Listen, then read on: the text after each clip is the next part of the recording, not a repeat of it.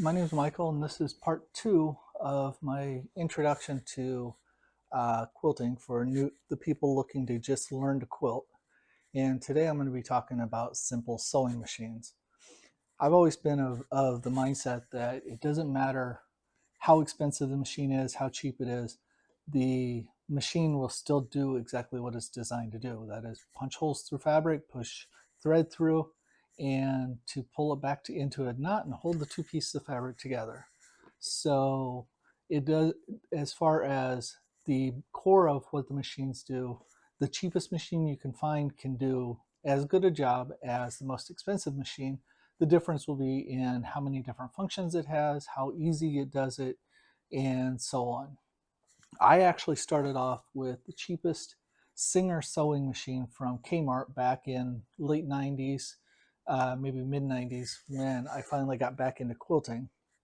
And that machine I made several quilts out of, but I eventually wore it out using heavy fabric, doing covers for boats. So the machine actually did its job for quilting. It just didn't do a very good job on the heavier fabrics of the canvas and denim and stuff like that. Now, my second machine is right here with me, and this Brother machine I bought in probably 90 or 2000, maybe 2002, something in that area. And it again was the cheapest machine that Walmart sold at that point. And it probably cost me around 60, maybe $70 new. And you could probably find the same machine on Craigslist and Facebook Marketplace for, $10, $20, maybe 25 bucks. And I'd made a lot of quilts on this. I probably made 20 quilts on this machine before I eventually upgraded. And it did a great job for quilting. But again, I got into doing bibs and pants for dogs for my St. Bernards that drool a lot. And again, I was working with thicker fabric, and it just didn't have the room underneath the presser foot for that fabric and for the thicknesses that I was working with. So the next machine I upgraded to was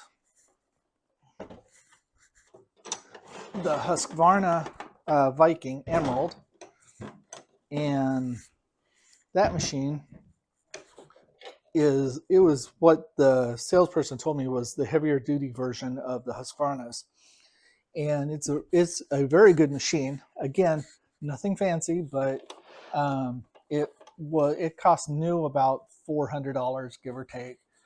You can find them on Craigslist now for a little bit less, but this machine held up to everything I did. The only reason I actually upgraded was, again, I got working with uh, canvas and denim and stuff like that. And this machine, again, it did really well on denim, but with canvas, it struggled a little bit. So after this machine, my next machine that I went to was behind me here. It's the industrial over on this side. It's the Saruba straight stitch machine. And that machine did really well. I used it for 10 plus years for quilting. I probably made 200 plus quilts on it. I've used it for denim. I've used it for bibs. I've used it for canvas. I've done upholstery with it with vinyl. I've even done leather with this machine right here. And it is great. It's fast. It's got only one stitch, and that is a straight line. And it can go forward and backwards. And I love this machine. If you are only going to ever quilt and only do straight line stitching, and you want something fast, this machine can do, I believe, 3,000 stitches per minute in a straight line. It can actually go, if your stitch length is a little bit longer, it can go to the point that the fabric actually slides off the table and kind of flies off. So that machine was about 1,500, and I used it, and even today I still use it quite a bit. But then I started traveling. My first trip out of town, I took the Husqvarna Viking, and it was just a little cumbersome. It didn't have a nice quilting tray or anything like that. So it just did its job, but it was just difficult in the hotel, in my camper. And so I ended up starting to look for other machines after that.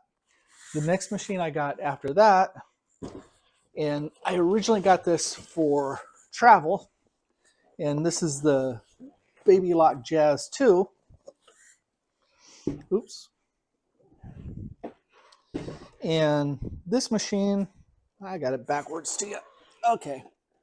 This machine, I don't know what to say. I was never happy with this machine ever. It came with a extension table that give me a quilting surface out, nice surface. It's got the nice deep throat and everything.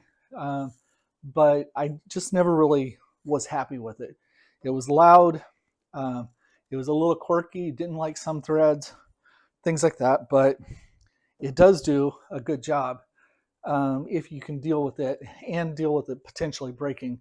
Um, I only experienced one break in it, and that was the belt come loose. And others, if you get online and research this machine, there are other machines, others that are having problems with them too. Reality is, Baby Lock makes very good machines, and um, I wouldn't hesitate to buy a Baby Lock machine, but I probably would hesitate to buy this machine again. Um, I don't own a shop. I don't sell sewing machines. I kind of have started collecting them unintentionally, but the machines themselves, I will tell you the good and the bad about them. This is not a machine I would buy, not again anyway. So after making a trip with this, I made 2 quilts with it. It broke on me once. I decided I wanted something more heavy duty for the camper. So after the Baby Lock, it was about a year later. The next machine I purchased was this big heavy thing.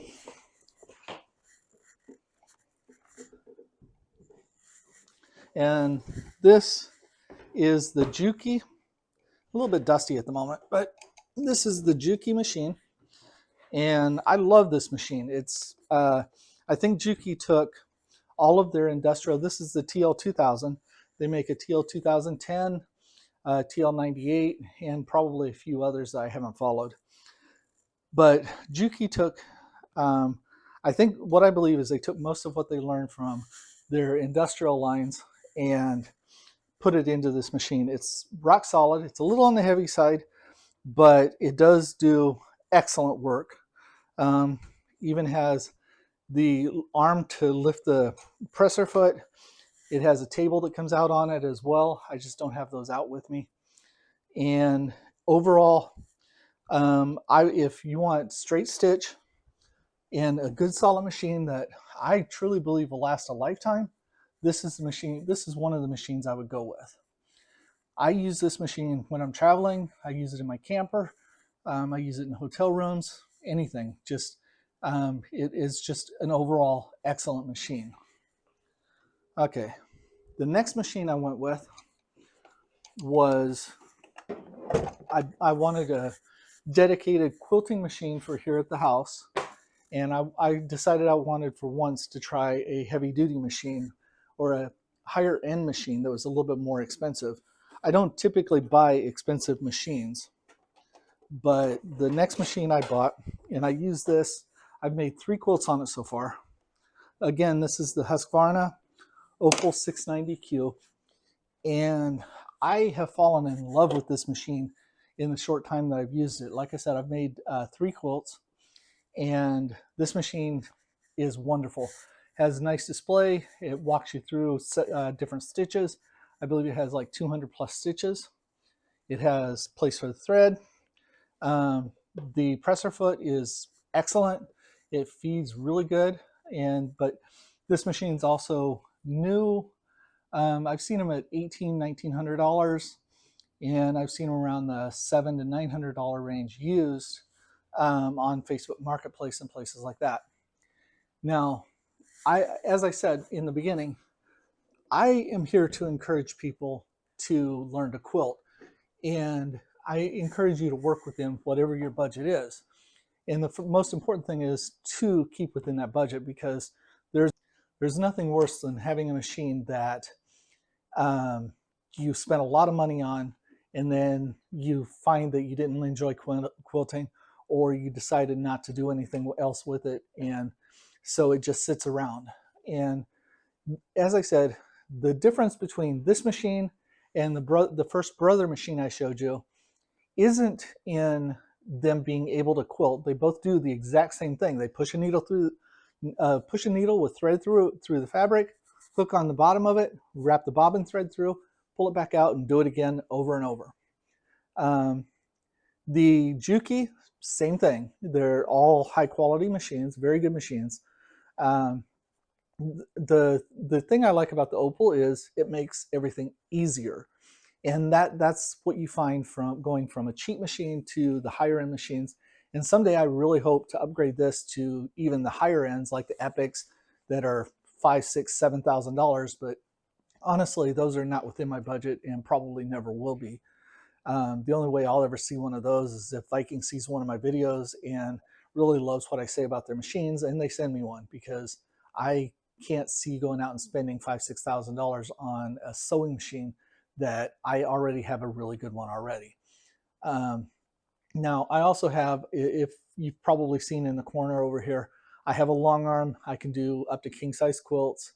It's got Pro Stitcher, so it's automated, and all I do is feed the fabric a little bit, and it goes across and puts a quilting on it, and then so on and so on. That's the next level of quilting, and I use that to finish my quilts. But it's not the only way to finish quilts. We will get to that after we've done our first quilt. So um, that's pretty much all I had to say about sewing machines. Just remember, the cheaper the machine, um, the more work on your part it will take to actually do the job. Now, the more expensive machine, they get quieter. Like the Viking, I can sit here and listen to audiobooks on my phone without headphones while I'm sewing and barely even hear the sewing machine. The Juki is a little bit louder, but again, I can still at least listen to audiobooks. My industrial machine here, not a chance. It makes so much noise that there's no listening to anything other than headphones. Brother was loud. The Jazz was loud. That again, that's part of going into the higher end machines. They get quieter and quieter. Um, the Viking, the Opal, I can actually sew next to bed with somebody sleeping, and it won't even wake them up. It's that quiet. Um, and then, but back to what I'm to get back on track. As far as machines, look at what's in your budget. Go with the best one you can find. Don't be afraid to buy a used machine. Don't be afraid to buy a old machine. Singer has some machines, and the very first machine I ever learned to sew on was a Singer made in 1920, and it was the old cast iron with the treadle that you rock up and down to make the needle go. Did an excellent job. That's what my mom learned. That's what my mom used for her first sewing machine as for quilting. It's what I learned on, and it wasn't until well into my career that I started buying the more expensive machines. Now, I will probably stick with the Viking when I want to just enjoy quilting. If I'm in a hurry to get a quilt done, I'll come back to the industrial because it's fast. But again, that's just the trade-offs of what the machines do. For yourself, that the machine that you pick, just remember the quality comes from here and here, not from the machine. All the machines will feed the fabric. Some of them feed a little better than others, but they all are, if they're in good working order, they'll get the job done for you. And the talent is in your hands and between your ears. So that's what I have to say about sewing machines.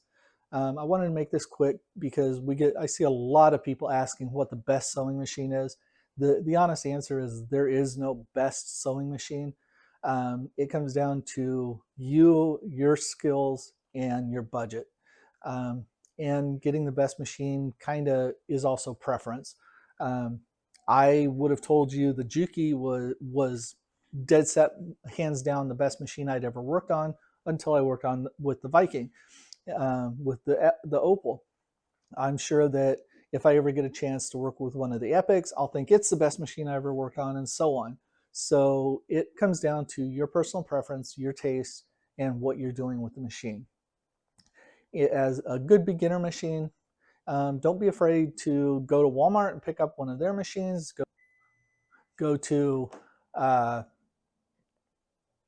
um, to Kmart if you have one. I don't think there's any left. You know, don't be afraid to go with a used machine. Just when you buy a used machine, make sure that they can show you that everything works. Have them take a piece of scrap fabric with you and have them sew a line on it and show you that it's working. And that, you know, once you get through that, most machines can be repaired. The Brother I wouldn't bother to repair because it is an old machine and probably more expensive than buying another used one. The Opal is repairable. The Juki, if it ever breaks, I truly don't think that machine would ever break unless I messed up. Um, the Surubu, I've been using it for 10, maybe 14 years, and I haven't had one thing break on it. But I also am not sitting here sewing 24/7 like this would be used in a factory. So anyway, I encourage you to get the best machine you can afford and keep within your budget. And I look forward to seeing you in video 3, where I talk about cutting mats, rulers, scissors, things like that. And hopefully we'll get to making our first quilt here real soon. Um, Thank you very much. And I do ask, if you enjoy my videos, please subscribe. That way it'll help me build up a subscriber base and you'll get to see my new videos and stuff like that. Thank you very much and have a good day.